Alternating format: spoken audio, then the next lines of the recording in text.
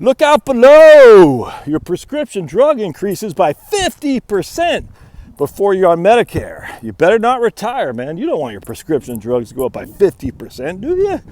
Whoa, you better stay working until you're 65. That's a significant increase. 50% increase in prescription drugs once you retire and pay off the house before the age of 65. Whoa! And this is coming from Harvard, too. If you just watched my video 2 seconds ago, you'll recognize how facetious I'm being.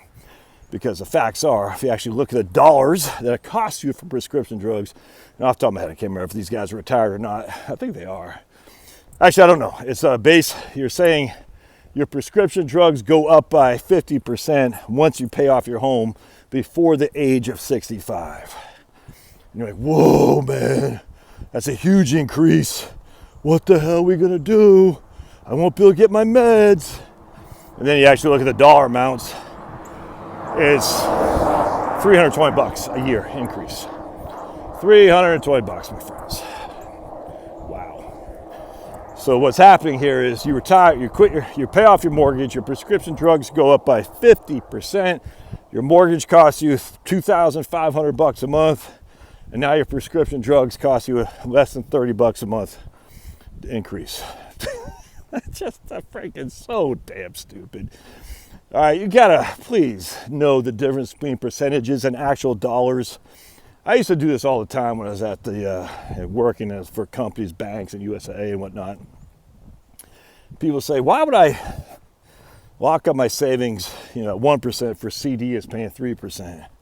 For $100,000." I says, "Okay, well, your 1% savings, that's $1,000 a year. You're getting in interest.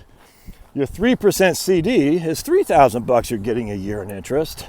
That's an extra $2,000 difference for no more risk, not doing anything differently. One is you're locking up your money for 12 months. One is that you have it liquid for 12 months. So what you can do then, because it doesn't make sense to do that, next time you're driving down the street on the highway, take $2,000 of cold hard cash and just throw it out the window.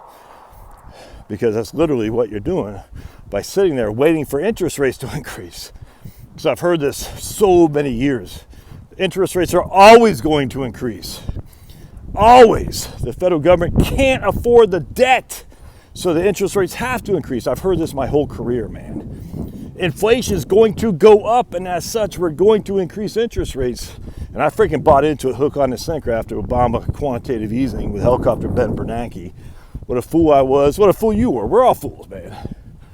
Inflation has to go up. The same people freaking screaming bloody murder about that now, we're screaming bloody murder about it then. Inflation is always too much money chasing too few goods. I got to do a newspapers.com survey on a study on this to show you how many idiots are out there, myself included, who thought for sure inflation has to go up in 2009 because of QE helicopter Ben Bernanke. Didn't happen. Well, but now it's different, Josh. My man Richard just sent me an article from the Wall Street Journal. A guy was saying how government causes inflation. And the author, Tunku, and I've been reading, I haven't read him. I don't read the Wall Street Journal anymore. I don't like the corporatism of the right wing. They can kiss my behind. In fact, I'm more aligned with the populism of the Bernie bros than I am the corporatism of the Wall Street Journal anymore. Anyway, point being is, he asked a good question. Well, how come inflation didn't go up? The government's been printing like freaking drunken sailors for decades. How come inflation hasn't gone up? There's an economist who kind of gets it, but he cannot stop his silliness about what causes inflation. Too much money chasing too few goods. He says because people's expectations are changed. Because we've increased our debt load 30% in the last 2 years. Thus, we don't expect the government, oh, poor little birdie, to pay off the debt. As such, everyone's selling their government bonds.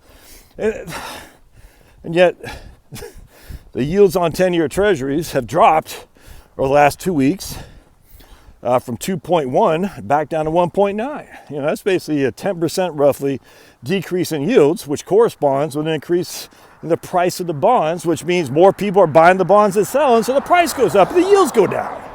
Freaking stupid. So people's expectations now are what's going to cause this inflation, whereas before there weren't expectations for inflation. It's like these guys, were they not around in 2009? I got looked at it. Look, and he was right. He says the supply chain shocks what caused inflation. But right now, it's actually people's expectations. It's all about supply, man. Inflation is caused by supply. All there is to it. People haven't learned it. I get it. They'll never learn it. 100%. You can tell people all day long. Isn't it weird that NASA, the greatest feat in human history, of mankind's history, landing on the moon, they just willy-nilly taped over the tapes? No one finds that weird. And yet, yes, but they still landed on the moon. Did we? You taped over the tapes, dudes. Or regenerating them now with CGI. That makes me very convinced. Can I say for sure we didn't land on the moon? No. That makes me very doubtful, though, my friends. So at least I'll pull Apollo 11. And then another guy from Don Petit, not the basketball player for the Celtics, was the St. Louis Hawks. Cousy was the Celtics, Petit was the St. Louis Hawks. He said, we can't go back because we don't have the technology. We lost the technology. And he was an astronaut in one of those Apollo missions. He actually said that. 12-volt batteries don't exist anymore. That's freaking nuts. It's kind of like the inflation guys. Well, we'll be right one time. Yeah, 100% block, broken cock and all that. So anyway, what I want to go on this is, whenever anyone's talking about percentages when it comes to your money, you got to make sure what the dollar is. Screw the damn percentages. Find out what it means in dollars. Josh, I'm only going to charge you 75 basis points. That's less than 1%. Well, for every $100,000 I invest with you, that's $750. All right, that's real money. Josh, I'm only going to charge you 1.5%. And if I can get you 10%, you're going to be still netting 8.5%. That means you're taking 20% basically of my gains for your fee. Are you worth 20%? No. And when the markets go down and I'm losing 10%, I went down from a 10% positive return to negative 10%, I lose more because you have an extra 1.5% on top of that. How convenient. You got to look at it in terms of real dollars, my friends. Not percentages, dollars. Dollars are what puts food on the table, pays the taxes, gets your wife that nice little night out for Valentine's. Percentages don't mean anything. Love to hear your thoughts. We'll see you.